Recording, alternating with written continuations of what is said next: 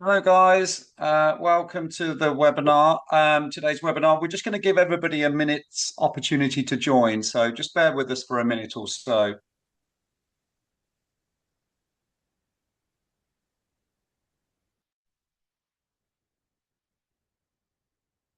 Welcome to today's webinar, guys. We're just going to give everybody a minute to start to join, and then we'll get going.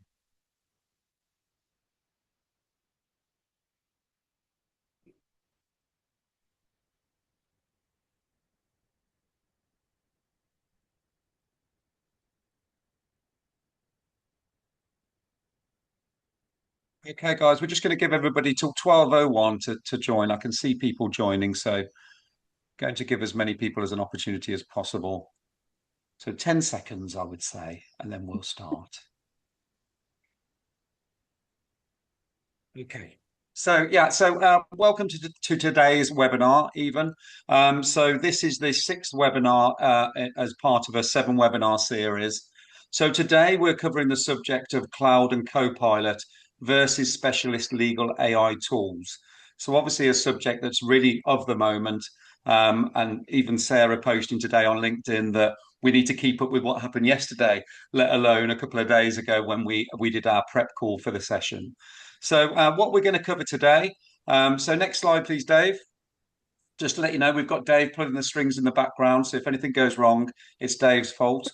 But yeah, so from an agenda point of view, we're going to try and structure today's session in a way that crams as much information in as possible.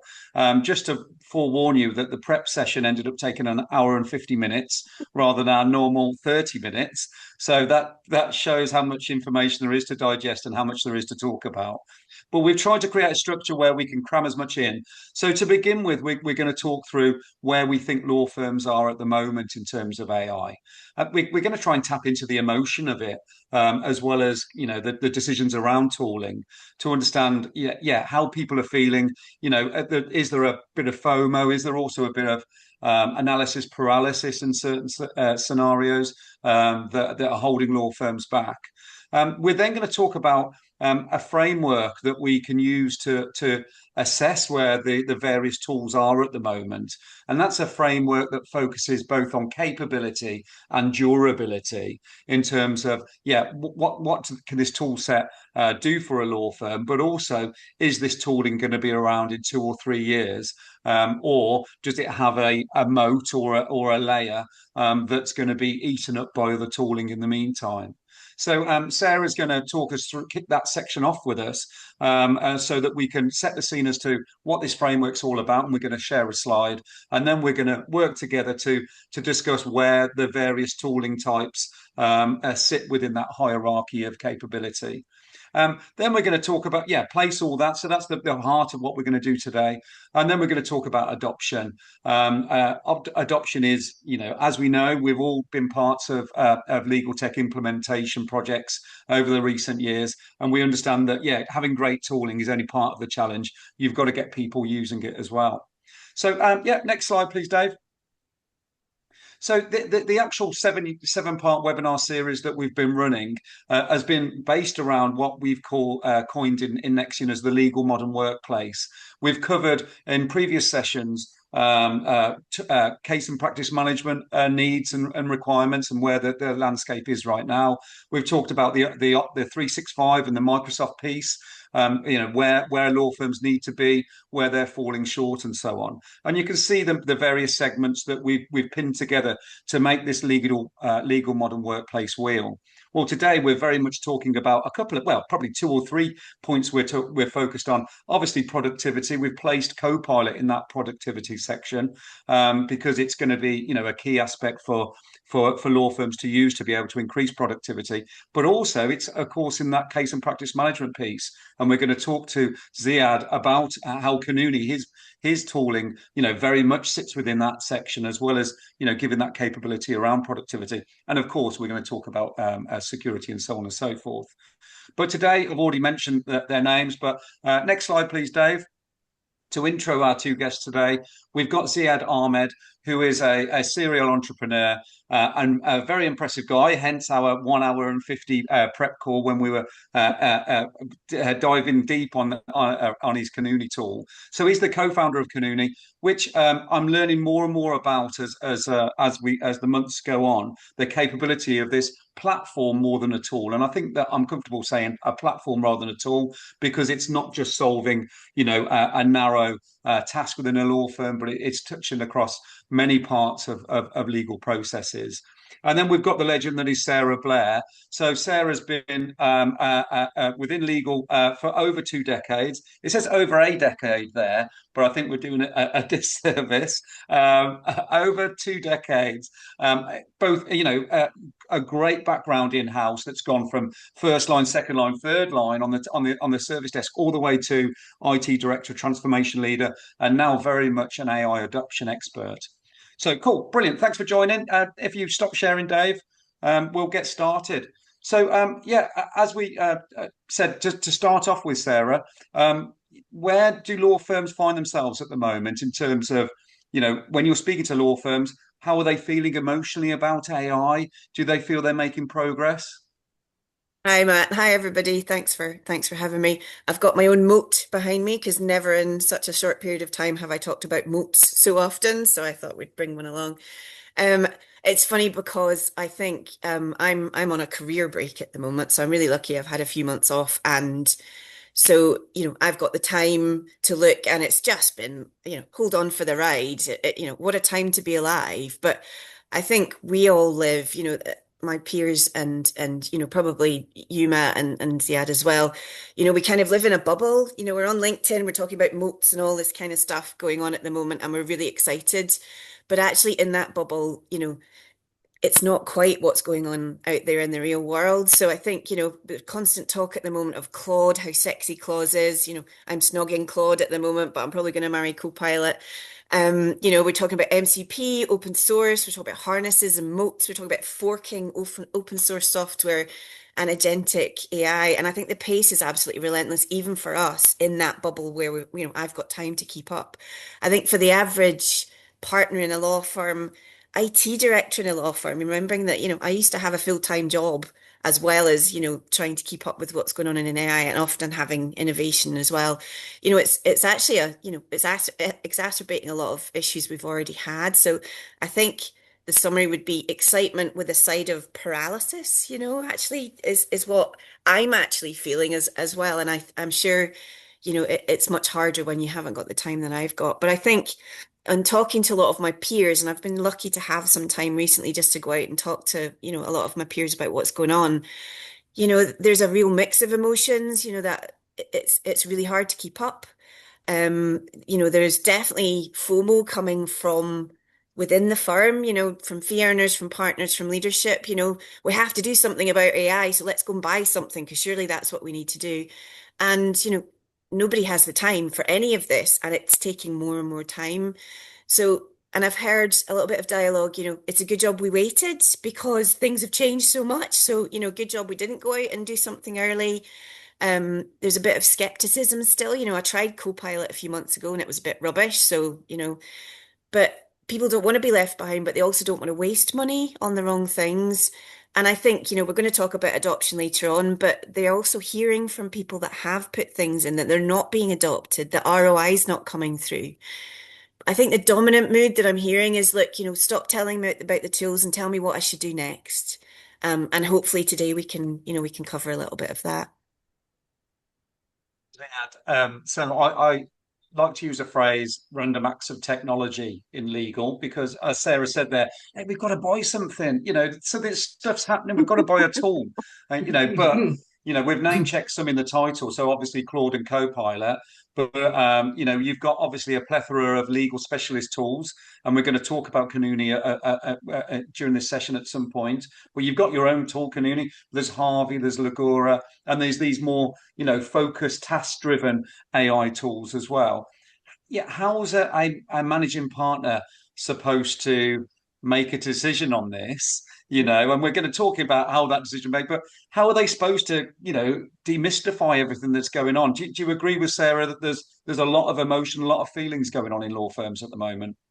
Yeah, man, and thanks so much for having me. I actually think Sarah nailed this, right? Like, there's excitement, it's just feelings of being overwhelmed, and there's analysis paralysis, right? Like, there seems to be something new coming at you every day. You're just like, what am I supposed to do with this? Should I buy it now? What happens if something comes out 6 months later and it's just going to be so much better? And I think that. There's a framework that I hear a lot of our customers talk me through, which I found very useful, and I think there's a way out of the paralysis is to stop picturing AI as something that you have to bolt onto the side of your firm, right?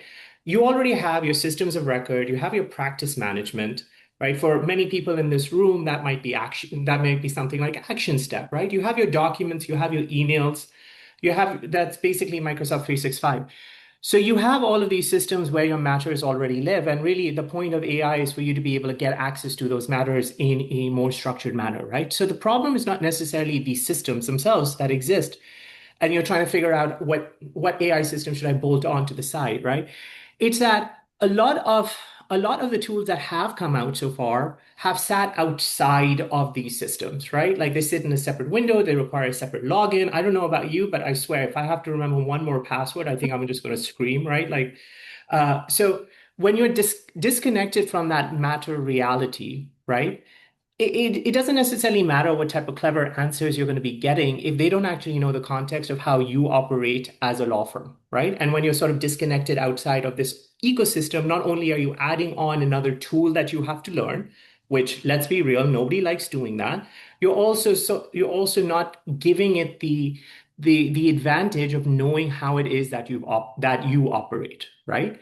So what did we took things in a slightly different stance, and I agree with you, by the way. I didn't actually want to be first out there. I have a rule of thumb. I'm never the first buyer. Like whenever a new iPhone or new Apple gadget comes out, I'll always wait for like the third generation. Why? Because you want to be able to learn from the mistakes that have come before you, right? And we aren't the first to market, but what we took was I think a unique approach where we run inside of these matter systems that you've already created. So Kanuni runs inside Action Step, for example. It runs inside Microsoft 365. So it connects your system of record with the intelligence, right? So it sort of becomes one thing as opposed to something that you're bolting onto the side, right? So with Kanuni, you understand what the matter looks like as new information comes in, that knowledge compounds, right?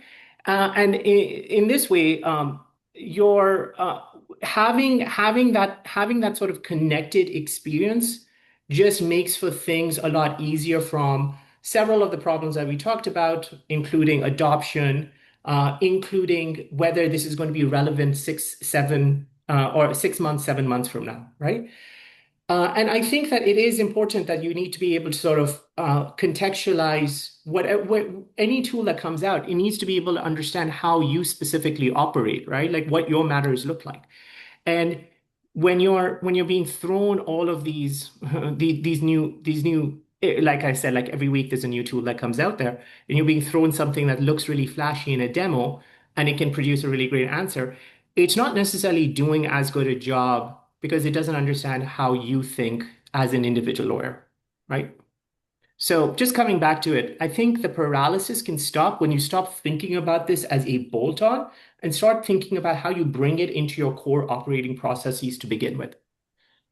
Which is a great moment. So, Dave, if you could bring up the framework slide that we've got, I think what Ziad's pointing there towards Sarah towards the durability, a lot of the durability conversation coming from the level of integration within the existing stack. That comes as a big bonus to make durability more plausible. In the fact that, and for law firms, I think Ziad's pointing towards the fact that you know thinking about this tool as a separate entity is causing more of the analysis paralysis because it's another headache, and that makes the decision even bigger to say, right, suddenly I'm going to point my users off in a different direction. That makes that decision even more difficult to make when you're looking at AI adoption.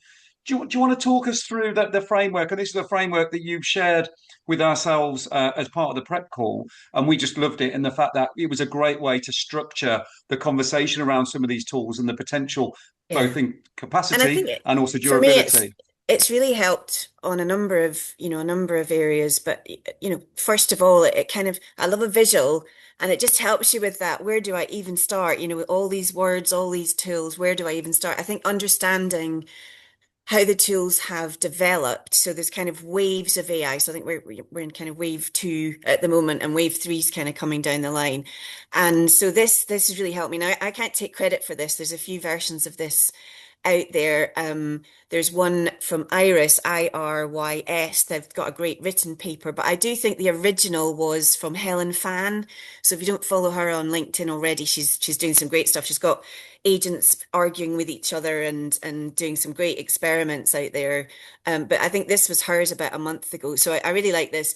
And she put it together really when we started talking about this defensibility of the specialist products, these moats behind us and how to think about it. And as open source came in, she's kind of trying to visualize this and make it work. So I've found it really helpful for my own understanding. So I'm going to rattle through it, but I definitely recommend go and read more about it online. But at the bottom layer, so we've got these kind of layers of value stack, and generally, what we've seen is things moving up the value stack as time's gone on and the technologies become more capable. So at the bottom, you've got kind of your raw AI capability. So this is stuff that we saw when ChatGPT first came out. Just the frontier models themselves. The question and answer, and then being able to kind of do research and first drafts, but very much that kind of no memory, no workflow, no system behind it, nothing really, really, it was very clever at the time, but actually, it was kind of core functionality. And then as we started to develop, and this is where we started to see the legal products really start to take off, was around adding in workflow. So, and a lot of legal tools, this is kind of where they still sit now. And, we saw hundreds of them. And I do think that this is probably the level that's most exposed at the moment. And this is what people are talking about, a thinner wrapper, where actually it's got a wrapper around it that's building in these workflows, but actually, it's not got a huge amount of the other stuff. So this is where you would see the tools starting to build in playbooks and templates. They bake them in, they're multi-step. And you know, this is no longer much of a moat, because actually you're starting to see the frontier models starting to build this in as kind of out the box standard. As you raise up into level three, then we've got data and context being added into this. And I always see this as two things. So it's data as in proprietary data. So your co-counsel, for example, and Westlaw and TR, and then obviously LexisNexis having proprietary data that they can bake into it. So it's adding in much more context. But where it's starting getting really clever is where actually it's learning from your own context. So actually, the more that you're putting into it, the more that it's able to use that and give you really kind of valuable stuff back. And, again, we're starting to see this with frontier models where, you're using, and actually Copilot was quite an early one for this because it was already embedded in your 365 environment, and Claude's got a similar one as well.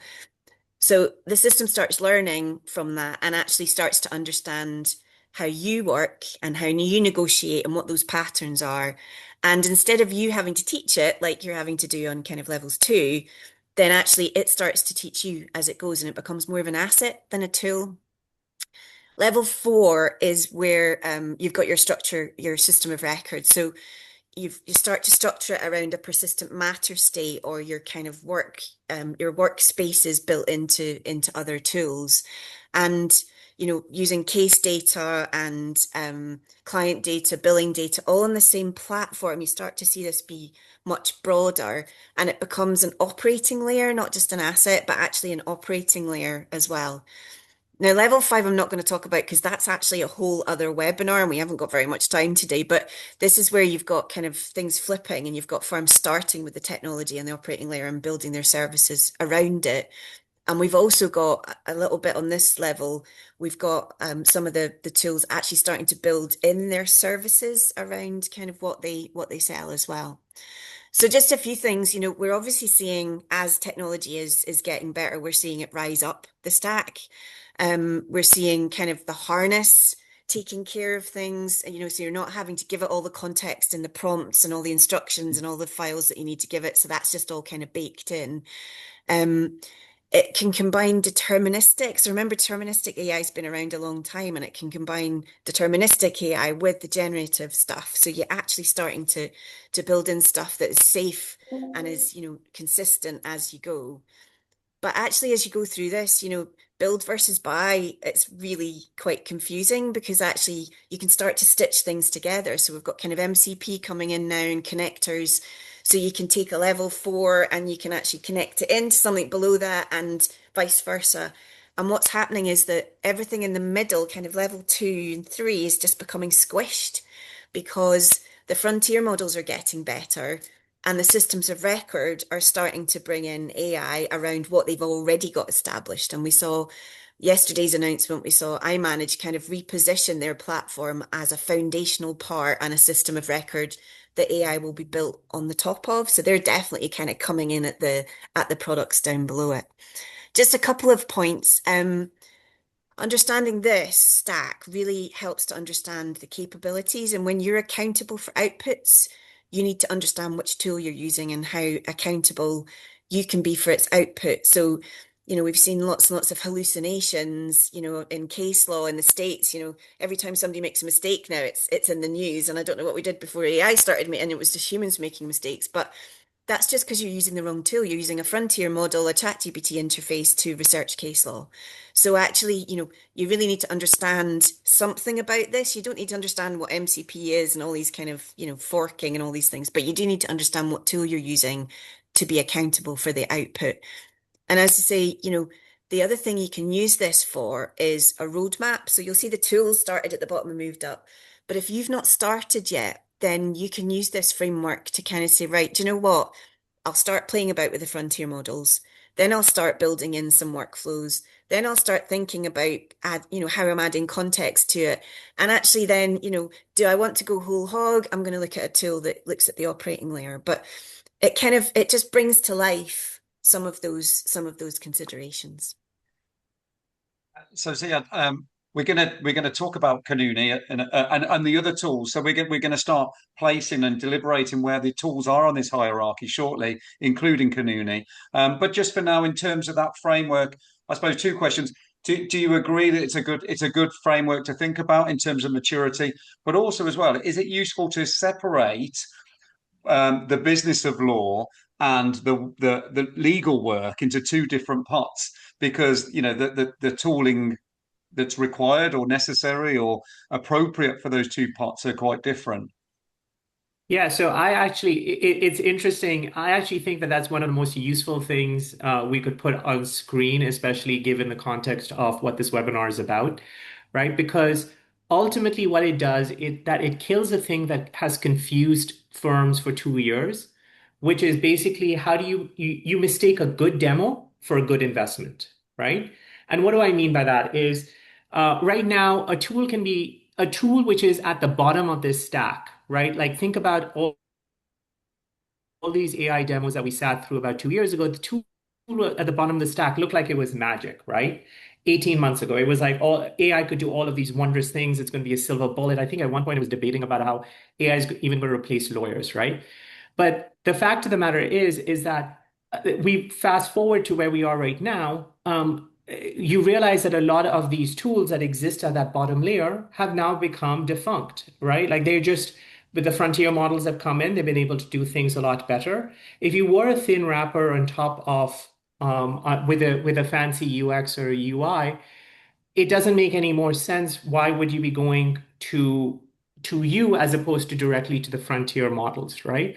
So Or to this is Mike OS. or Go just yeah, open source. exactly, right. Exactly. So this is why like it's an amazing way for you to look what how can I separate out a good demo from a good investment, right? So if you're a managing partner, you're trying to sign a 3-year decision, a 1-year decision, whatever the question may be when you're trying to get this when you're trying to get this new tool in, right? I think that there's only one question that is worth asking any vendor that you're going to that you're considering, right? Is anything that I'm buying right now going to become more valuable or less valuable as these models improve, right? Because the answer is that the reality is that these models are going to just continuously improve. And if something is built as a thin wrapper on top of a model, an underlying foundational model, which adds no real value, or somebody comes in even on the other end of the spectrum and says, I have a legal specialized LLM that's going to blow you away. These are the things that actually these are the things that are just not are going to degrade in value as you sort of go as time progresses, right? Like that's exactly what we've learned over the past 18 months. So you've got to be asking the question, right? Does the platform become more valuable or less valuable as these models become powerful? As these models become more powerful, right? And the honest answer is that anyone who's in level 4, right? That's where the value isn't about the cleverness of the model itself, right? Because the model, the underlying foundational models are the infrastructure on top of which all of these tools exist. So it doesn't matter how smart the models are. As they become smarter, the overall system and the overall ecosystem becomes a lot better, right? But what level 4 allows you to do is that it accumulates context and know-how, right? Like so when you've built on top of this interconnected system of record, what happens is every time a new matter comes in, the system improves, right? Like so and as your firm knowledge continues to grow, the system continues to improve with you, right? That is the durability. That is where the longevity comes in, right? I mean that you can call me biased if you want to, but 3 years ago when we started building Kanuni, that was the thesis that we had. We said that the models are going to become commoditized. They're going to become infrastructure. Where is the value really going to be? How do you continue to compound that matter knowledge so that as more people use these systems, they become more and more valuable to them, right? So just think of it in this manner. If you bring a system in, if it cannot understand how your position has changed as the law has developed or as you get new matters in with new information, if the system cannot keep up with your experience, it is just not going to be super useful 3 or 4 18 months down the line, right? And you would have gone through all of this headache where you would have brought in a system, adopted it, tried to adopt it, and then you realize, well, there's something better in the market, right? So Just from one point on that, Ziad, though, I was thinking about this morning, mm, and I think the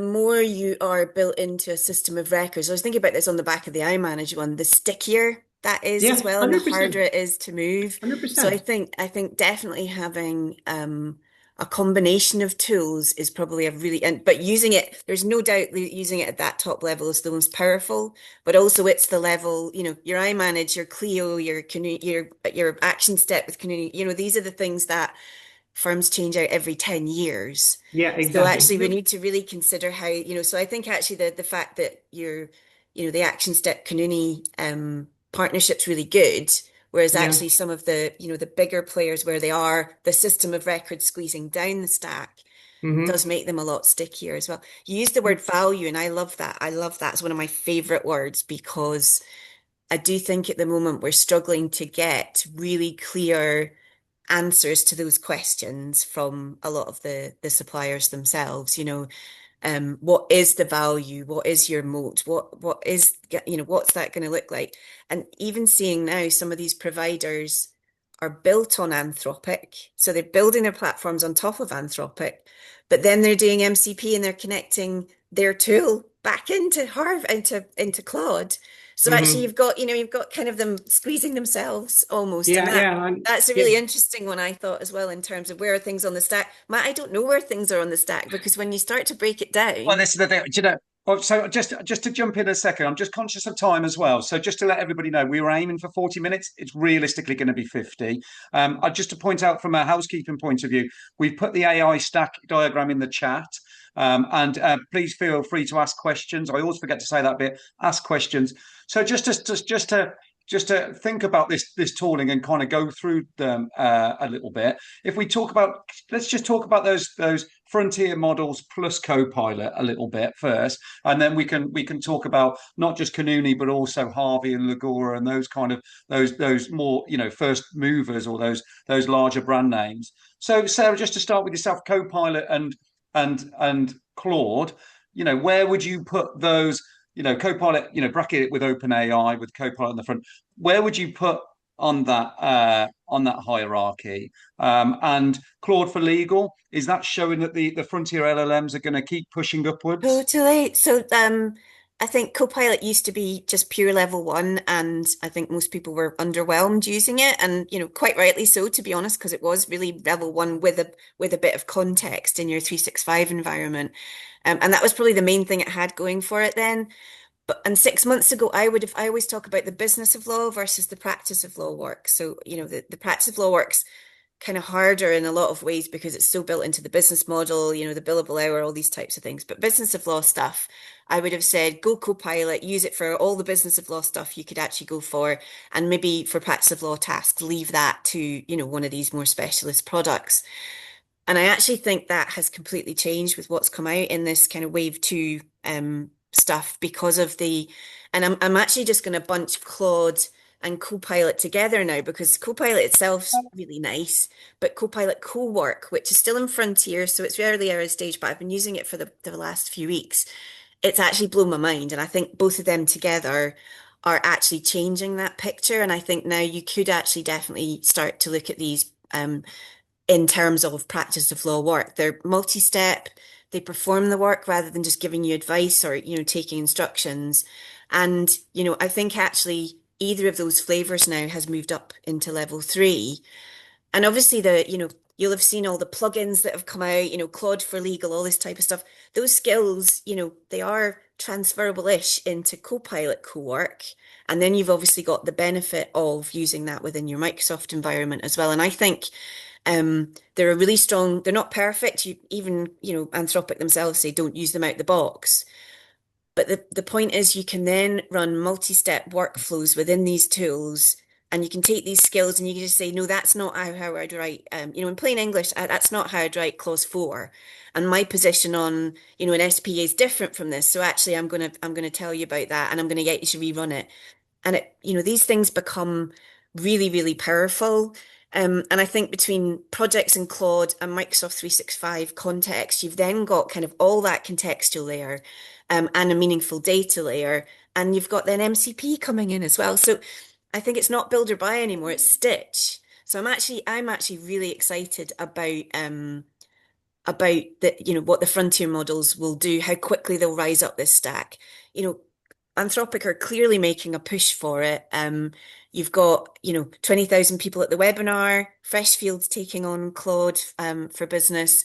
You've got KPMG just signed up, 300,000 users for Claude as well.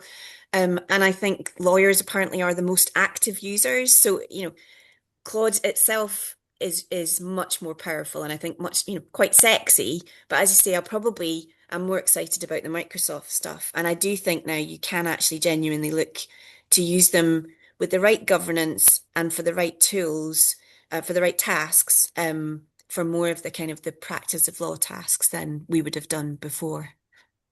Yeah, listening to that, just to stay on those frontier models plus Copilot, what's your take on it in terms of their current place and their ability to push up that hierarchy? Yeah, absolutely. So I think that again, there's an interesting. I would sort of say that uh, ultimately you have these set of tools that have been systems of record that exist outside of the ecosystems, outside of the Microsoft 365 environment, right? Like I'm going to your legal practice management systems like the Action Steps of the world and stuff like that, right? The reality is that it's because of the fact that there is a degree of specialization that's required for any industry, right? And the view that I have is that yes, I fully agree with Sarah. I think that it's very interesting to sort of see what these guys are doing with putting out these legal tools, and I think that for some people it'll probably be a really good fit. right? But when you're actually looking at the entire stack, right? Like when you're looking at how you operate, when you're looking at how you want to be able to make sure that your matter knowledge is compounding, right? That requires a little bit more specialization, which historically, when you're dealing with the likes of like Microsoft, they don't necessarily address very well because they build horizontally, right? Like they build for everybody. Engineers use Copilot, business development people use Copilot, marketing people use Copilot, right? So just to make that really tangible, right? Like Sarah mentioned, it's really Copilot can sort of go into sort of recommend a drafting of a certain clause for you, right? And then you can go back and forth with it and sort of say, hey, this is not how I typically draft this specific clause, right? And I think that that's incredibly powerful, and that sort of sticks in the level 3 area, right, where it sort of has the data and the context and things like that. Where you start to get to level 4 is that you put in something that you've drafted, you put in a clause that you've drafted, and the system itself tells you, wait, hang on, this is not historically how your firm or you have drafted this. So you may want a heads up on it, right? There's a preemption element that comes in when you understand how these matters have evolved within your 4 walls, where you can sort of start helping the user further along as opposed to pure data retrieval and that pure data context, right? So just specifically on, like I said, like on Copilot, it's great for you to sort of be able to say, how did I draft this specific clause in my last SPA, right? It's a next level thing for you to be able to say, um, you've put in a clause and the system says, wait, hang on, just to let you know, this position has changed historically within the firm. You may want to consider the firm's Yeah. position, Yeah. right? And I think that is a powerful moat looking behind me that, That that, is a powerful that is yeah, and that's the beauty about being in the system of record, and that's what I talk about when I say Kanuni evolves with your firm's position, right? You may not necessarily know that this SPA, this the God, the term in this NDA is just no longer acceptable for whatever reason, right? Like you may not necessarily know that that the firm has now started to take a harder position on specific clauses, right?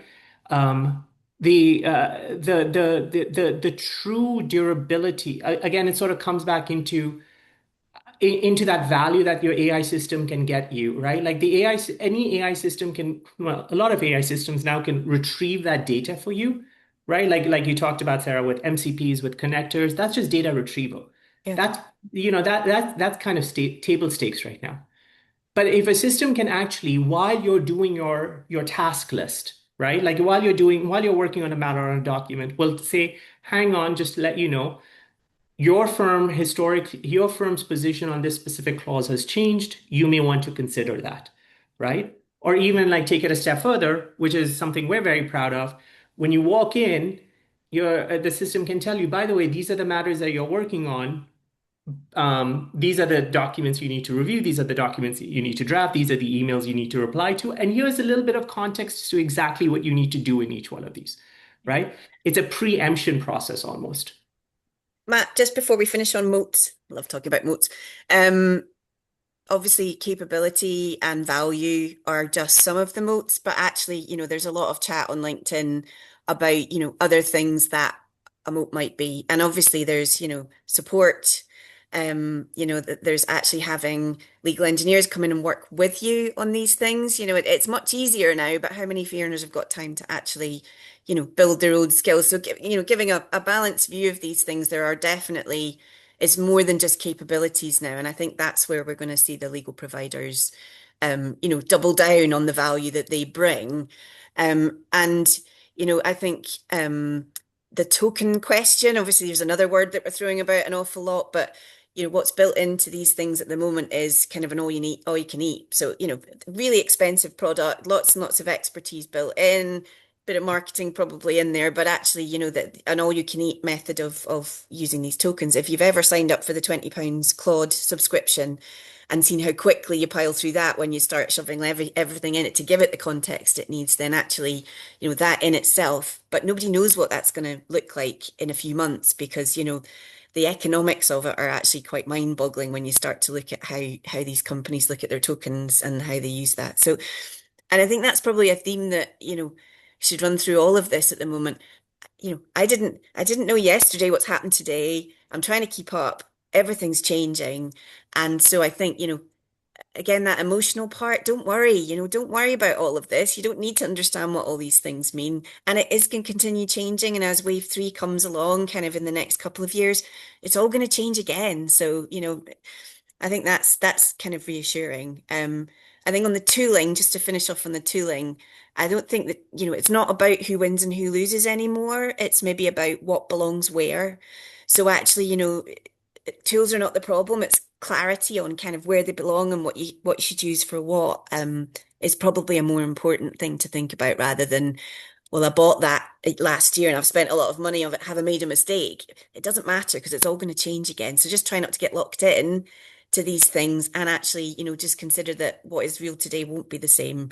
And we're all just hanging on by our fingernails at the moment on this stuff.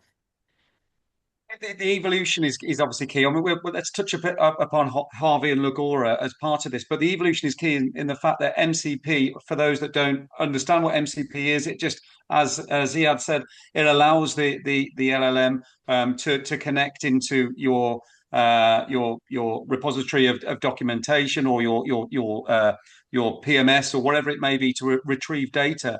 We don't know what's going to come next in terms of taking that integration maybe to the next level and being able to maybe do some of that predictive stuff from the LLMs themselves, the frontier models. I can But tell you, go Matt, on. that's kind of what we're doing with Kanuni right now. That's the next where we've gone is that prediction and that preemption, right? So that's what you want. That's what you want to be able to see because if you're in that system of record, it's not just about that retrieval. Sorry, I didn't mean to cut you Yeah. off, but So and so see, it would be great to that hierarchy, that hierarchy of capability.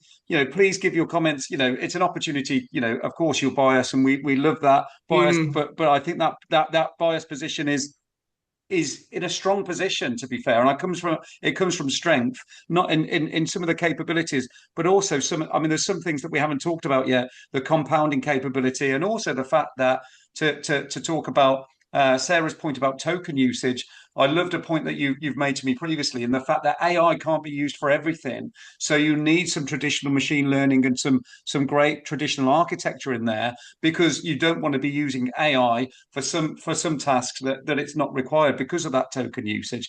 But just talk for a minute about what you see in the specialist market. Where does Kanuni sit, and what's happening with the Harvey and Lagora and these well-known brand names?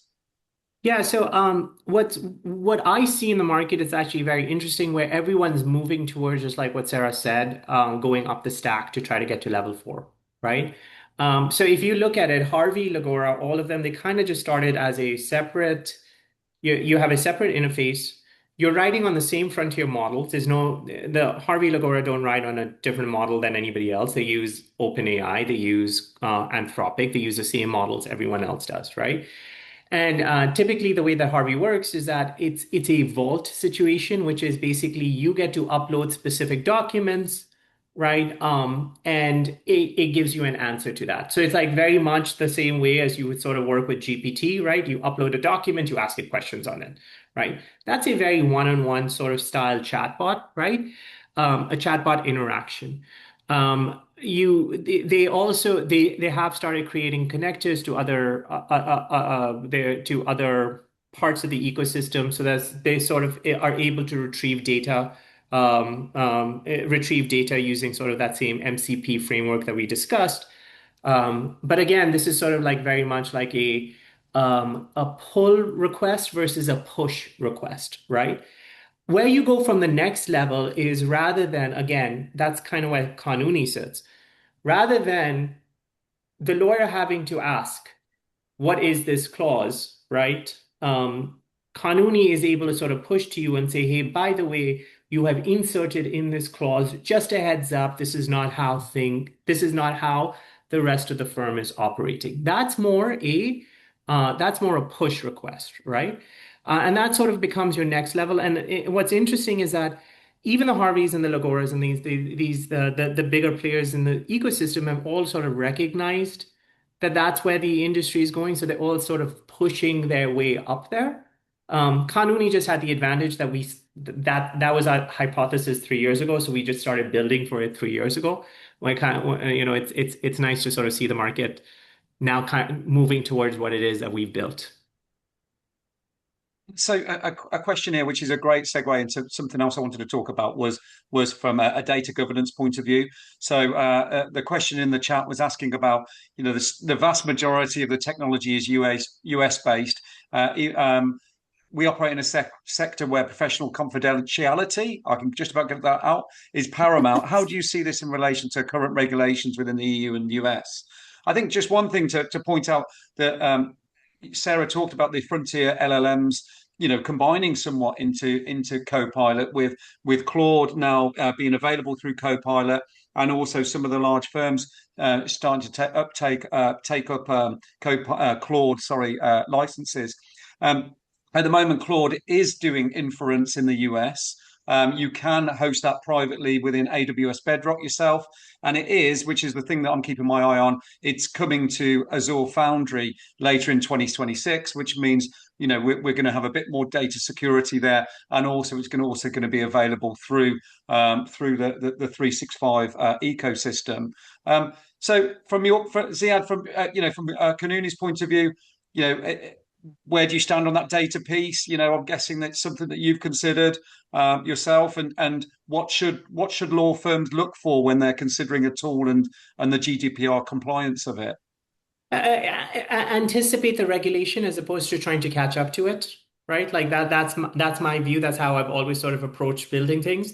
These regulations are going to come. By the way, this also goes back to the whole you don't necessarily want to be stuck with a vendor who's not compliant right now, and 6 months later is like, wait, sorry, we have to catch up with the compliance, right? So my recommendation to anybody is this: it's 100%. It's a very important question that you should be asking your vendors. They should have very clear-cut answers to you as to exactly how they are GDPR compliant, how they are compliant with the upcoming AI regulations, right? And if they don't have answers for that in a real clear-cut way, like for example, if they are talking about inference out in the US, right? Those are red flags, because ultimately the regulation will come. If they aren't caught up on it, it's going to be disruptive. You don't necessarily want that, right? So my view has always been build in anticipation, not to catch up. And that's kind of how Kanuni has been built. We're very proud of the fact that the UK is our largest market. We are very proud of the fact that we are very much local hosted in the UK. We're very much proud of the fact that we are very GDPR compliant. We are GDPR compliant, and we are looking at the regulations every day and making sure that we remain in compliance in anticipation of what's to come. Sarah, Dave, please pop it in the chat. Oh, it's already gone in there. The SRA. We've put together a bit of an overview as to what the current position is from an SRA guidance point of view. Sarah, your take on the compliance question?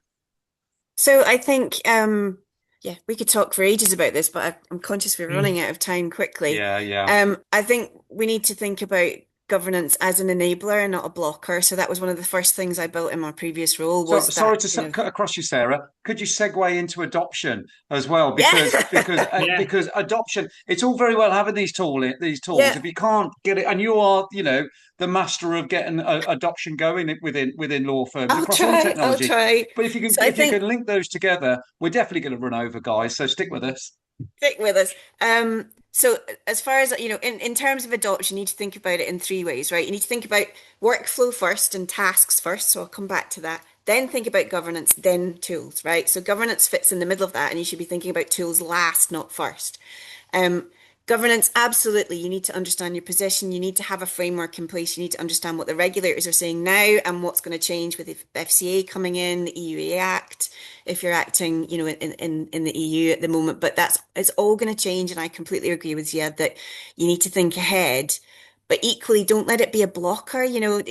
Get Claude in now, start building some of these skills, start understanding how it works, anonymize the data, make sure it's, it's not cross-border processing for GDPR, but that doesn't mean you can't use it. And also understand what GDPR compliance actually looks like. So if you're using Pro or Teams, then actually there's no zero data retention. So you need to think about that from a GDPR perspective. But the most important bit is that that US processing piece, but that is going to change. And if you're using enterprise, you've not only got zero data retention, but you've also got the standard contract clauses. So, these are things to be aware of, build into your framework, but actually see it as an enabler. So when Microsoft eventually updates that page that I'm checking, or Claude updates that page I'm checking every day to see when the Foundry stuff comes in, you can unlock the stuff you've built, the literacy that you've built, the understanding that you've built, the portable intelligence. That's something that I love that Michael Kennedy coined. You should be building portable intelligence. And this is where a lot of firms really struggle at the moment because they have to build out this, what does a skill look like? What does a playbook look like? The ones you get from Claude are a great starting point, but they're not your USP, and neither is the ones that are built as standard workflows in these legal tools. So actually get that working now so that actually as the governance position changes, you can actually respond really, really quickly. So don't let it be a blocker. Two things on adoption, and I've never got one. You asked me for one, and I can never have one. So first of all, purpose. So as you start to do this, you're going to be freeing up time. People are going to be asking questions. Support staff, business services, they're going to start to see this impact really quickly when you start unleashing it. So what is the purpose? Think about that. We built an AI charter that said, responsible use, safe use, environmental concerns, but most importantly, what are we going to do with the time that we're freeing up? So we decided that that was going to be more client care. There's a great story that IKEA replaced 8,000 of their contact center staff with a bot, but instead of looking at that as a saving, they retrained them to do interior design, and they made 1.3 billion pounds of revenue from that retrained workforce. So think about that purpose and those impacts. And really, obvious literacy, but I don't mean prompting or what buttons to press. It is about understanding the work that you do, the tasks that you do. And if you cannot name a task that you do and the work that it sits inside, because as we say, you shouldn't use AI for everything, definitely not, but it's really good at some stuff, then actually you should not be using it, looking for a tool at all. So think about inputs and outputs and steps. If you were delegating that work, how would you instruct a junior lawyer to do it, and what would you trust them with, and how capable are they? These are all skills you need to be building right now. And in terms of adoption, for me, it's about muscle memory.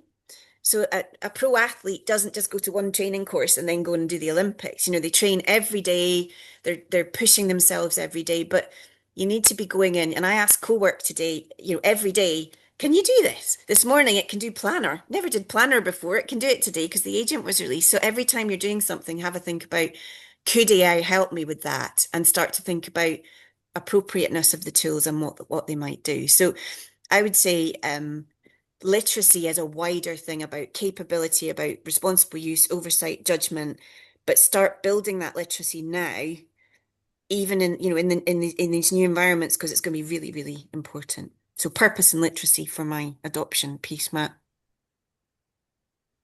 Basically, become an AI pro athlete is kind of what I heard there. So you've got to train every day. So A Ziad, Jed to AI. wrap it up, to wrap it up, Ziad, the takeaway, within 20 seconds or so, for the law firm are wondering what the next step is. What would you suggest in terms of them, getting out of that analysis paralysis?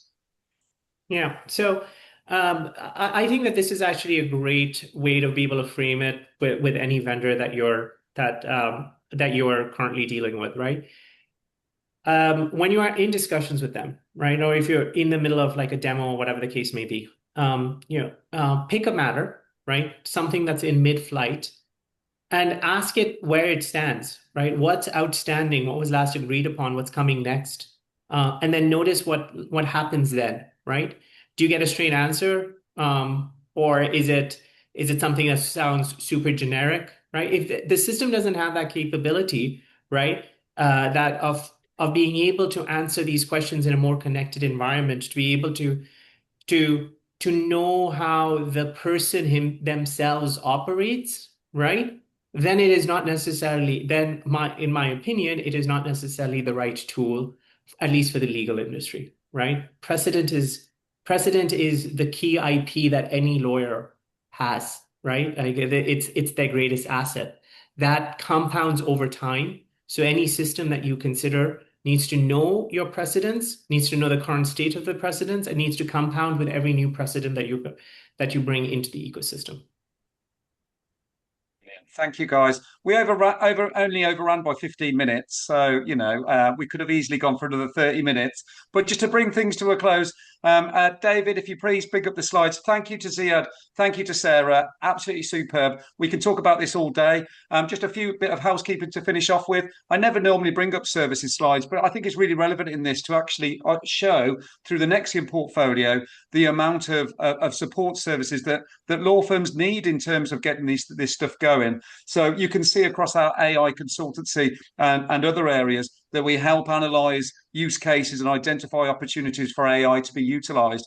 We are very much platform agnostic, technology agnostic, but you can see that we are a Kanuni implementation partner, but also we implement Claude, we implement Copilot as well. And it is all about understanding, what tasks are you trying to achieve? And we've plugged Copilot into Action Step to do some of that base retrieval, but of course it doesn't push up to some of the functionality that Ziad pointed towards and Sarah pointed towards through Claude Legal. Lots happening. So next slide, please, David.